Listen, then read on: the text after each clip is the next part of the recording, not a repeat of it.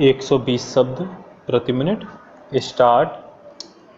योजना आयोग ने 9वीं पंचवर्षीय योजना मद से हमारे राज्य के लिए 20,000 करोड़ रुपए की योजना राशि निर्धारित करने का निर्णय लिया है। यह हमारे लिए बड़े ही प्रसन्नता की बात है। उक्त निर्णय आज यहाँ संपन्न हुई योजना आयोग की बैठक में लिया गया था। इस बैठक में योजना आयोग के उपाध्यक्ष प्रोफेसर दंडवते तथा मुख्यमंत्री श्री सिंह उपस्थित थे। बैठक की जानकारी देते हुए मुख्यमंत्री ने आज यहाँ संवाददाता सम्मेलन में बताया कि उन्होंने मांग की है कि राज्य की खनिज संपदा के बारे में निर्णय का अधिकार राज्य सरकार को दिया जाना चाहिए।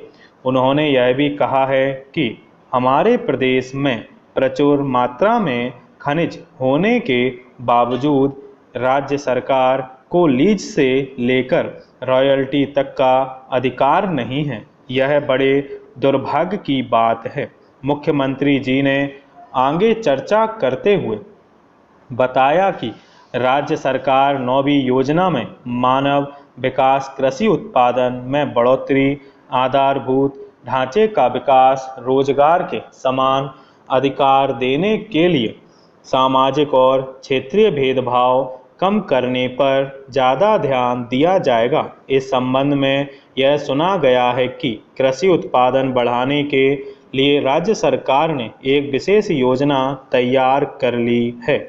संभव है कि सबसे पहले बड़े और मध्यम स्तर की सिंचाई परियोजना से संबंधित निर्माण कार्य पूरा किया जाएगा।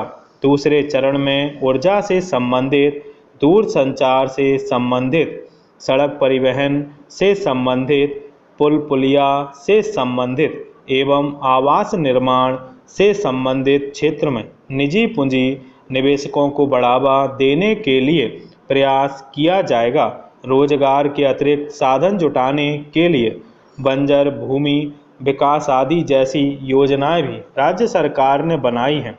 मुख्यमंत्री ने कहा, जहां तक हो सके विकास प्रक्रिया में जनता की भागीदारी पूरी तरह से सुनिश्चित हो। इस दृष्टिकोण से यह सब योजनाएं बनाई जा रही हैं। मुख्यमंत्री जी ने अंत में यह भी बताया कि सामाजिक उत्थान के लिए स्थानीय संस्थाओं को मजबूत करने की दिशा में भी केंद्रीयकरण किया जाएगा। भारत के अंदर अब योजना आयोग का नाम नीति आयोग हो गया है। मौसम विभाग की रिपोर्ट के अनुसार देश में चालू मानसून सत्र के दौरान बारिश सामान्य से औसतन कम होने से महाराष्ट्र, कर्नाटक, तेलंगाना, आंध्र प्रदेश, बिहार और पूर्वी उत्तर प्रदेश के कुछ भागों में खरीफ उत्पादन में भारी कमी की आशंका उत्पन्न हो गई है।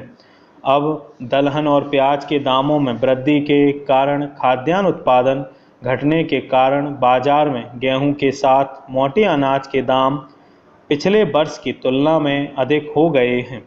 कृषि मंत्रालय के अनुसार देश में खाद्यान्न उत्पादन कमजोर मानसून और बेमौसम बारिश के कारण फसल वर्ष में घटा हुआ है, जबकि एक साल पहले यह उत्पादन बढ़ा हुआ था।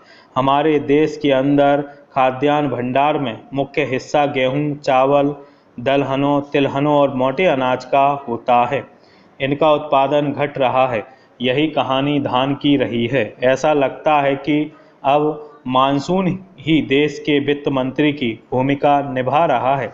अच्छी बारिश होती है तो देश में सब कुछ ठीक रहता है और मौद्रिक नीति भी कारगर साबित होती है। बारिश नहीं होती तो महंगाई, विकास दर जैसी समस्या खड़ी हो जाती है। भारतीय कृषि राष्ट्रीय आय में 18% योगदान करती है। कृषि उत्पादन में गिरावट विकास दर को मुख्य रूप से प्रभावित करती है।